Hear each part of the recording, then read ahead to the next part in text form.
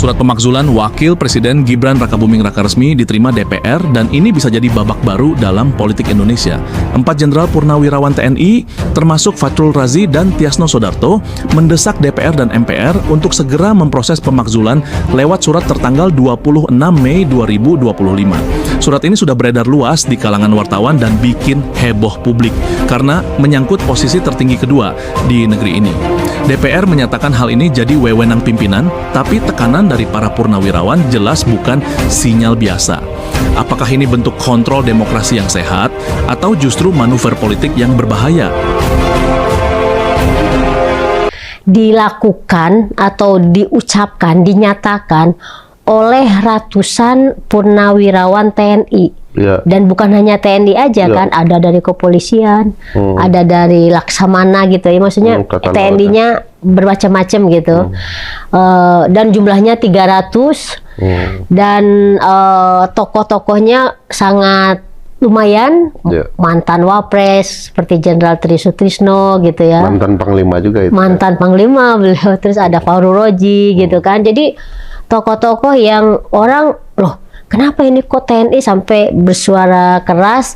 Sebenarnya ada 8 poin, tapi yang menjadi kontroversi adalah salah satu pernyataannya terkait pemecatan Wakil Presiden Gibran nih. Ya. Nah, udah ngelihatnya gimana nih dengan tanggapan para senior lah kita anggap begitu ya? Ya, sebagai aspirasi terutama objek hukum yang dipermasalahkan juga wajar begitu ya. Ya bolehlah sebagai aspirasi, tetapi sebagai pola ketatanegaraan saya merasa langkahnya tidak cukup. Hanya yang kemarin itu bertemu presiden tuh hampir merupakan langkah politik saja, bukan langkah hukum yang harus ditempuh. Nah, ini sebagai orang hukum ya. Selain langkah politik itu, mestinya para purnawirawan itu menempuh jalur hukumnya. Nah, sebagaimana ketentuan Undang-Undang Dasar, Undang-Undang MD3, proses pemakzulan itu cukup berliku dan harus ditempuh dengan pola melalui DPR. Karena DPR lah yang punya usul untuk mengajukan pendapat bahwa presiden dan atau wakil presiden telah melanggar hukum atau tidak memenuhi syarat menjadi presiden dan atau wakil presiden. Nah, karena konteksnya Wapres ya, tentu kesan yang didapat kalau Wapres bermasalah lapor sama presiden kan. Tapi itu satu langkah politik saja. Langkah hukumnya ya tetap mendatangi, bertemu DPR, menurut saya menyalurkan aspirasi purnawirawan. Nah, nanti secara hukum mestinya ada 25 orang minimal di DPR dan minimal 2 partai yang berbeda mengajukan usul pendapat DPR bahwa wakil presiden telah melanggar hukum atau tidak lagi memenuhi syarat untuk menjadi wakil presiden. Nah, 25 orang ini yang akan menjadi tokoh sentral dari drama pengajuan usul pemakzulan wakil presiden. Kalau masih teman-teman senior-senior purnawirawan, dia hanya akan berhenti di ruang politik. Kita semua akan bertanya, luar biasa nih ada tokoh-tokoh sentral di dalam militer yang mengajukan pendapat ya, bahwa wakil presiden tidak layak menjadi wakil presiden. Tetapi sekali lagi kita harusnya menunggu 25 orang politisi yang gundah gulana dengan situasi ini dan merespon. Sejauh ini saya tidak melihat, Mbak Nong, ada politisi yang meminta agar DPR memanggil para purnawirawan. Ada apa ribut-ribut kan gitu ya.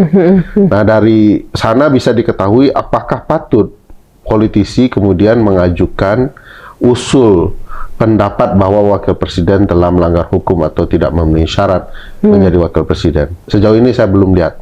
Padahal syaratnya untuk memulai cukup minim ya, maksudnya cukup 25 orang saja.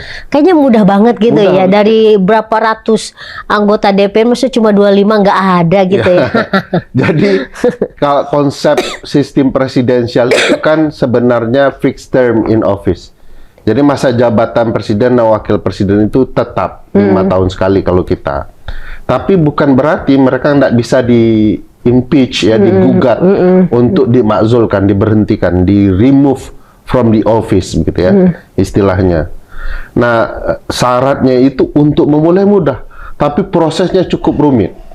Jadi prosesnya usul 25 orang nanti dibawa ke paripurna 2/3 ya. Sekarang angka matematikanya agak berubah karena jumlah anggota DPR berubah. Dari 575 jadi 580, dari 580 kali 2/3. Nah, kurang lebih sekitar 367 atau seberapa gitu. Saya kalau matematika ini Mbak No nggak masalah.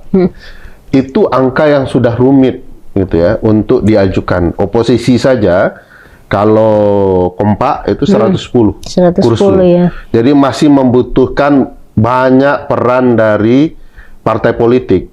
Sehingga saya menduga memang pertemuan paripurna dengan Purnawirawan ini dengan presiden punya motif politik untuk mensupport langkah-langkah itu. Jadi mungkin mereka tidak mau juga usulnya jalan, tapi tidak lanjut gitu ya. Jadi wajar bertemu presiden karena presiden memimpin salah satu dari 3 partai terbesar di parlemen, di DPR. Jadi mungkin itu alasan Purnawirawan itu bertemu dengan presiden ya. Jadi langkah-langkahnya bahkan setelah di DPR harus masuk ke Mahkamah Konstitusi. Jadi nggak berhenti di DPR ya? Ya, karena kita punya pengalaman buruk dengan kasus Gus Dur dan Bung Besar ya. Di impeach hanya karena kepentingan politik, tidak ada mekanisme peradilannya. Nah, di perubahan konstitusi itu dilakukan dengan mekanisme peradilan di MK. Nah, ini menariknya karena 2 hal Mbak No kalau ke MK. Satu, kita akan membongkar banyak hal yang salah satunya bermula di MK sendiri. Yaitu apakah syarat dari 40 menjadi atau ya sudah pernah menjabat jabatan politik sehingga Pak Gibran bisa maju, itu memang adalah skandal di MK atau tidak. Jadi itu nanti diuji kembali gitu ya? Dibuktikan dalam sidang. Dibuktikan, dibongkar satu-satu. Apakah Ketua MK ketika itu memang hadir di hari libur untuk membuat permohonan uji soal usia itu bisa terdaftar di MK atau tidak? Apakah ada permainan kakak iparnya di dalam putusan itu atau tidak? Kedua, apakah ya, Anwar Usman yang masih menjabat akan memimpin sidang untuk membongkar skandal yang melibatkan keponakannya? Jadi ini menarik luar biasa dan sekaligus menguji apakah hukum di Republik kita masih ada. Nah, apakah sang paman mundur, hanya 8 orang bersidang, dan dibongkar berbagai peristiwa yang terjadi. Bagi saya menarik, Mbak Nong, kita, publik ini butuh jawaban terhadap berbagai peristiwa yang selalu menjadi tanda tanya di Republik ini. Saya bercanda dengan teman-teman, jadi ini motifnya betul-betul murni bercanda. Ini negara Republik Indonesia atau negara tanda tanya Indonesia? Semua peristiwa tanda tanya ujungnya, tidak ada jawabannya. Oleh karena ini bagian penting menurut saya menarik. Purnawirawan mengajukan ini penting untuk memperlihatkan kepada publik di MK, apakah ini melibatkan skandal luar biasa besar, termasuk ayah Mas Gibran dan lain-lain gitu ya, dalam upaya meloloskan Mas Gibran ke Mahkamah Konstitusi. Jadi ini penting langkah-langkah Purnawirawan ini untuk membongkar berbagai tanda tanya yang ada.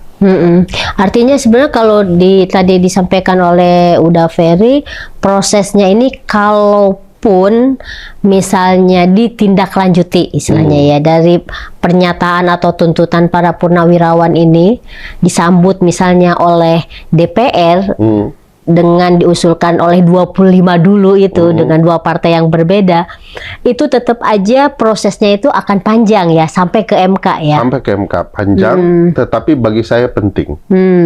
Yang 25 orang itu harus mengajukan usul tertulis, Mbak Nong. Jadi tidak boleh tidak tertulis. Jadi kalaupun Purnawirawan ingin maju ke DPR dengan menjelaskan sesuatu, tapi yang 25 orang itu harus mengajukannya ke DPR secara tertulis. apa saja pelanggaran hukum yang dilakukan. Kan ada 5 jenis pelanggaran hukum ya, berdasarkan Undang-Undang Dasar. Pengkhianatan terhadap negara, korupsi, suap, pidana berat lainnya, dan perbuatan tercela, misdemeanor. Tercela ini kan bisa macam-macam ya. Cela itu luas lah ininya luas ya. Cela itu segala hal yang menurut masyarakat umum sebagai sesuatu yang tercela. Di Undang-Undang Pemilu kita dimaknai perbuatan tercela itu dalam 3 kerangka. Pasal 169 penjelasannya ya, bahwa tercela itu menurut agama, menurut adat, dan menurut masyarakat sosial. Nah, oke. Kalau kita melihat sebuah cuplikan video yang sangat menarik, ini disampaikan oleh para purnawirawan TNI. Mereka menginginkan supaya wakil presiden kita itu diganti, dan berbagai macam aspirasi-aspirasi yang mereka sampaikan ini tertuju kepada DPR RI dan juga MPR RI, bagaimana mereka mengambil kesepakatan untuk mewujudkan apa yang menjadi aspirasi masyarakat saat ini. Karena kalau kita melihat ya dari fakta-fakta yang ada, yang terjadi di negara kita cukup sudahlah ya, jangan ditambah lagi. Ada banyak problem-problem yang dibuat-buat oleh oknum tertentu hanya demi kepentingan pribadi. Nah teman-teman, kita mendengarkan sebuah cuplikan yang begitu luar biasa disampaikan oleh purnawirawan TNI. kalau saya pikir kalau merekayasa hukum agar bisa lolos maju menjadi calon wakil presiden, itu tercela di tiga-tiganya ya, di agama, di adat, dan di sosial. Nah, ada nilai dari tiga itu mengatakan berbuat curang sebagai perbuatan yang oke-oke saja, itu perbuatan yang tercela. Jadi itu mudah dituliskan, kalau mau dituliskan yang tidak perlu harus buat makalah kayak S2, S3 itu. Cukup 10 halaman yang bisa menjelaskan to the point bahwa memang ada permasalahan yang harus dibahas oleh DPR dan harus dibongkar di sidang Mahkamah Konstitusi. Nah, jadi kelompok presiden tidak perlu khawatir menurut saya, Mbak Nong, kalau akan terimbas. Bukankah mereka dalam satu pasangan calon, kan gitu pertanyaannya. Itu nggak boleh khawatir karena sebagaimana pelantikan, impeachment juga alternatif kumulatif. Bisa kedua-duanya, bisa satunya. Jadi siapa yang bersalah? Siapa yang melakukan permasalahan hukumnya? Nah, kalau dilantik kemarin menurut saya nggak perlu khawatir kalau wakil presiden memang bermasalah, ya tidak usah dilantik. Karena kan pelantikan itu kan pelantikan presiden dan atau wakil presiden. Bisa dilantik kedua-duanya, bisa dilantik salah satunya. Nah, begitu juga impeachment. Impeachment itu yang dipermasalahkan bisa kedua-duanya, bisa salah satunya. Dan sejauh ini kan masalahnya satu. Ya udah, nggak perlu presiden dan partai koalisi presiden khawatir soal itu. Nah, apalagi wakil presiden kan tidak punya partainya. Kalau mau dikatakan punya partai ya, walaupun adiknya sudah punya sekarang. Nah, jadi ya bisa jalan saja sendiri wakil presiden. Presiden dan partai koalisinya tidak perlu khawatir akan berimbas ke presiden atau tidak. Menurut saya bongkar ini dulu supaya kita tahu ini sampai mana muara kejahatan politik yang melibatkan wakil presiden ini. Buat para pendukung Wapres nih ya, udah Ferry, ada salah satu argumen nggak terima itu karena kan harus ada alasan dari yang tadi disampaikan 5 itu, salah satunya yang tercela. Katanya dibilangnya bahwa lah apa dasarnya, karena selama ini kan Wapres ini yang nggak melakukan apa-apa gitu loh, maksudnya nggak melakukan seperti dalam kategori 5 itu gitu. Karena yang dilihat oleh orang-orang yang mungkin disinggung oleh tuntutan itu, tuntutan pemakzulan ini kan lebih dikarenakan proses ya, proses dia jadi cawapresnya itu loh gitu. Menurut Uda gimana itu? Makanya ada 2 hal pendekatan. Kalau melanggar hukum, saya punya concern itu terjadi perbuatan tercela. Perlu dibuktikan apakah dia tahu atau tidak tahu bahwa skandal di Mahkamah Konstitusi itu adalah bagian untuk meloloskan dia menjadi wakil presiden. Kalau dia tahu, ya berarti melakukan perbuatan tercela, memanfaatkan kekuasaan baik ayah dan pamannya untuk meloloskan itu. Kedua, ada satu lagi kan, yaitu tidak memenuhi syarat. Di pasal 169 sampai sekarang itu dikatakan syaratnya 40 tahun. Tidak ada yang lainnya. Telah berusia 40 tahun sampai hari ini, wakil presiden belum 40 tahun. Nah, pertanyaannya akan dijawab begini, kan sudah ada putusan MK yang mengatakan ada atau ya sudah pernah menjabat dalam jabatan yang dipilih melalui pemilu, kan, gitu ya. Pertanyaan besarnya adalah apakah putusan itu ada skandal atau tidak? Bukankah di dalam putusan MK itu sendiri menyebutkan bahwa sebagian hakim diintervensi oleh kekuatan-kekuatan yang mengubah putusan itu dalam hitungan hari, katanya kan? Ada hakim MK yang bilang putusan ini skandal. Nah, DPR diam-diam saja, gitu ya. Nah, harusnya dibongkar cerita skandal ini, dibongkar apakah syarat usia itu manipulatif. Kalau terjadi ada dua pelanggaran, satu dia melakukan perbuatan tercela, kedua dia tidak memenuhi syarat menjadi wakil presiden yang ditentukan undang-undang. Jadi menurut saya tinggal dituliskan saja, boleh berbeda pandangan termasuk dengan pendukung Pak Gibran, nanti dibuktikan saja di sidang MK siapa yang paling benar, dibongkar begitu. Jadi saya jangan khawatir juga pendukung kalau punya argumentasi kuat di MK itu mereka bisa membela diri. Dan jangan khawatir, ranahnya masih panjang, Mbak Nom. Dari DPR ke MK, dari MK bahkan telah terbukti sekalipun tidak serta-merta dia berhenti. Dia harus singgah dulu ke DPR, jadi putusan itu disampaikan ke DPR kembali, dan DPR akan membawa ke sidang MPR. MPR lah ujung semua ini. Bayangkan perlindungan untuk presiden dan wakil presiden. Tapi kan kita perlu membuat proses ini berjalan, gitu ya. Ya bisa sangat cepat, bisa sangat lambat proses ini. Kalau 25 saja tidak usul-usul, ya memang gagasan ini masih di awang-awang ya. Iya, hanya sekedar pernyataan aja kan, hanya sekedar pernyataan. Dan itu kan mungkin karena ngelihat proses yang tadi disampaikan udah itu begitu.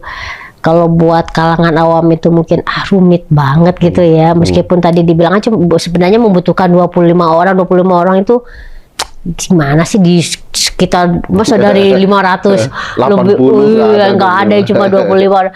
Tapi ngelihat tadi prosesnya begitu rumit itu mungkin akan berpikir, termasuk para purnawirawan itu mungkin juga berpikirnya begitu. Tapi karena misalnya ini dari kalangan ini, saya sebagai orang awam bukan hukum gitu ya. Kan sebenarnya presiden sendiri kan punya kekuasaan ya, udah ya. Apakah misalnya nggak dibikin secara simpel aja gitu? Gue udah nggak mau lah wakilnya ini, minta diganti misalnya gitu. Dengan proses kayak gitu tuh apa nggak bisa gitu udah? Sehingga itu tidak ada kena ke yang lain, ke posisi beliau juga nggak kena kan? Secara politis presiden tentu bisa saja menyatakan tidak nyaman dengan wapresnya. Tetapi proses hukum jalurnya akan tetap. Apa yang disebut rumit oleh purnawirawan atau siapapun yang melihat kasus ini, sebenarnya sepanjang dituliskan, apa yang rumit itu menurut saya tidak sejauh itu. Jadi 25 itu kalau dia sangat jeli menuliskan dengan baik pelanggarannya, itu sudah membuktikan banyak orang ke publik. Ada 25 orang yang mendalilkan ada pelanggaran hukum atau tidak terpenuhi syarat dari seorang wakil presiden. Pilihannya mau tidak mau harus membela diri kan, harus dibawa ke MK itu. Kalau tidak, usulan itu akan terus bernyanyi gitu ya. Akan muncul terus pertanyaannya, ini wakil presiden benar atau tidak?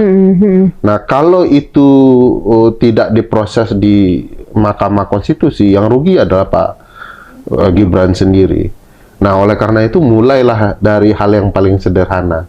25 orang mengusulkan dengan tertulis menyatakan bahwa wakil presiden telah melakukan pelanggaran hukum yang 5 tadi, atau juga tidak lagi memenuhi syarat menjadi wakil presiden. Jadi ini sendiri juga penting untuk menjaga ke depan orang-orang baik tidak mudah di-impeach. Jadi jangan kita melihat ini rumit, tapi ini proses supaya melindungi orang-orang baik. Tetapi orang-orang bermasalah bukan tidak mungkin tidak di-impeach. Jadi proses ini sebenarnya kalau dijalani mudah. Cuman kan teman-teman politisi nggak pernah mau menjalani. Saya masih ingat setelah pemilu, ada beberapa orang teman-teman partai politik menyuarakan untuk melakukan upaya kalau tidak salah waktu itu interpelasi atau angket dan mau ujungnya hak menyatakan pendapat.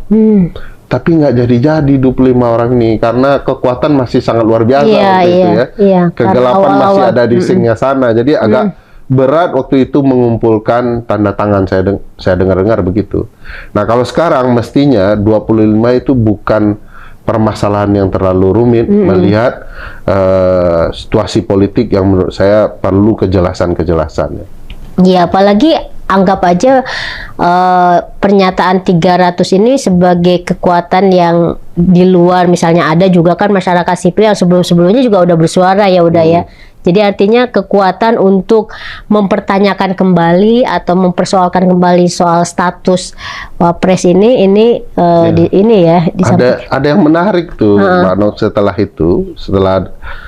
pernyataan dari para purnawirawan itu, Istana meresponnya menarik menurut saya. Ini semua orang punya hak untuk menyampaikan aspirasinya. Iya, betul. Dan Presiden mendengarkan. Tetapi kan tidak semua hal ya diikuti oleh Presiden. Saya tidak melihat ujungnya tidak diikuti atau tidak, itu kan lain hal. Kan Presiden tidak punya wewenang juga menindaklanjuti. Tapi respon Istana, pemerintah negara menampung aspirasi. Ini menarik. Kalau menampung aspirasi, asumsi saya, ayo kita buat ini clear ya dengan memprosesnya. Jadi Istana pun meresponnya tidak langsung menolak, tapi semacam menerima, mungkin dipelajari gitu ya. Ya karena memang kalau dilihat Pak Wapres unik-unik juga sikap-sikapnya ya, sehingga mungkin para senior purnawirawan ini merasa ini sosok yang tepat nggak menjadi quote and quote ya ban serapnya Presiden ya. Wakil Presiden kan ban serap itu Jadi kualitas ban serap kan harus sama bagusnya dengan ban utama. Kalau nggak perjalanan negara ini bisa suatu waktu ada masalah begitu ya. Yang menggantikannya tidak berkualitas kan kacau begitu ya. Nah itu respon dari purnawirawan. Nah saya berpikir kalau wakil presiden masih nyeleneh juga memang akan timbul pertanyaan besar. Patut tidak beliau ini menjadi wakil presiden? Kemarin ini bagian yang mungkin kesannya bercanda tapi penting bagi saya. Kalau Pak Wakil Presiden kan kasih pidato di channel YouTube ya, bahwa soal generasi muda ya, dampak demografi yang luar biasa yang perlu direspon dengan baik. Itu serius sekali begitu ya, walaupun banyak yang tidak suka karena kelihatan mencontek begitu ya, membaca sesuatu. Tapi yang menurut saya dan membuat saya heran adalah kalau kesadaran dampak demografi itu baik, kenapa kalau ke sekolah yang dikerjakan itu kasih tukang cukur rambut, kasih make up, itu kayak nggak ada pekerjaan yang dilakukan dengan serius dan tidak cocok dengan yang diceramahkan, gitu ya. Jadi nggak nyambung sama sekali. Ya orang bertanya, apakah seorang wakil presiden harus begini, gitu ya? Harus cari tukang cukur rambut kemana-mana untuk membahagiakan anak-anak SMA, gitu ya. Nah itu problematika soal kualitas yang patut dipertanyakan. Sebagai pembantu utama presiden ya, pasal 4 Undang-Undang Dasar itu, wakil presiden itu pilihan paling penting ya untuk mendampingi presiden. Nah kalau pendampingnya saja. Teman-teman, dalam video ini kalau kita melihat sebuah cuplikan video yang sangat menarik, ini disampaikan oleh Bung Adiana Pitupulu, bagaimana kita melihat geng Solo dan di dalamnya ada Jokowi, ada Gibran yang sebelumnya mereka adalah kader dari PDI Perjuangan, begitu juga dengan Bobi Nasution. Namun perpisahan antara PDI Perjuangan dengan Jokowi dan Gibran itu cukup membuat masyarakat memberikan komentar-komentar yang kontroversi. Kenapa? Karena mereka melihat sebelumnya loyalitas seorang Jokowi dalam PDI Perjuangan sangat luar biasa. Namun ia berani meninggalkan PDI Perjuangan hanya demi sebuah kekuasaan, sehingga karena haus kekuasaan seorang Jokowi yang mementingkan kepentingan anaknya dibanding dengan masa depan bersama dengan PDI Perjuangan, dia berani mempertaruhkan hal itu. Tindakan-tindakan yang dilakukan oleh Jokowi bersama dengan Gibran sehingga membuat Gibran mulai beda dari apa yang kita kenal seorang Gibran. Dulu Gibran anak muda yang cerdas, yang kita andalkan dalam segala sesuatu. Namun ketika ia sekarang menjadi wakil presiden, sangat berbeda dari apa yang kita kenal jauh-jauh sebelumnya. Sekarang Gibran terlihat sangat berambisi. Gibran terlihat sangat angkuh, yang begitu memberikan sebuah perlawanan, sehingga dia selalu memberikan tindakan-tindakan yang bersifat memberikan perlawanan terhadap PDI Perjuangan. Namun dalam hal ini masyarakat yang membalasnya, masyarakat bukan PDI Perjuangan lawan Gibran, namun masyarakat Indonesia tidak membiarkan Gibran untuk menghancurkan PDI Perjuangan. Karena mereka melihat kader-kader PDI Perjuangan seperti Ahok, seperti Adiana Pitupulu, ya, mereka adalah kader-kader terbaik yang pro kepada masyarakat, yang selalu mengutamakan apa yang menjadi kepentingan masyarakat. Itulah yang mereka inginkan, dan sehingga masyarakat selalu pro kepada mereka. Di tengah situasi-situasi politik yang cukup mencekam saat-saat ini, kita kadang bingung, kita kadang hilang arah kemana arah kita ke depan. Pelan-pelan kita diberikan sebuah pilihan-pilihan bagaimana kita memilih orang-orang yang tepat untuk masa depan Indonesia ke depan. Indonesia ke depan harus dipimpin oleh orang-orang yang sangat bertanggung jawab dan yang loyalitasnya tinggi untuk negara ini. Memang kita melihat Jokowi sangat berdampak bagi negara ini. Selama 9 tahun ia memimpin negara ini cukup luar biasa. Tetapi ada niatan terselubung di balik itu. Jokowi diam-diam mematikan, sehingga dia berani mengkhianati seluruh masyarakat Indonesia hanya demi anaknya. Inilah yang bikin kecewa, inilah yang bikin kita geram terhadap keluarga seperti ini. Teman-teman, harapan kita sangat besar untuk masa depan Indonesia, untuk memajukan negara ini terjauhkan dari hal-hal yang tidak kita inginkan. Itulah yang menjadi pondasi utama untuk memajukan negara ini. Teman-teman, silakan berikan tanggapan teman-teman di dalam kolom komentar ini, sehingga kita dapat bertukar pikiran antar satu dengan yang lain lewat kolom komentar ini. Terima kasih teman-teman. NKRI harga mati.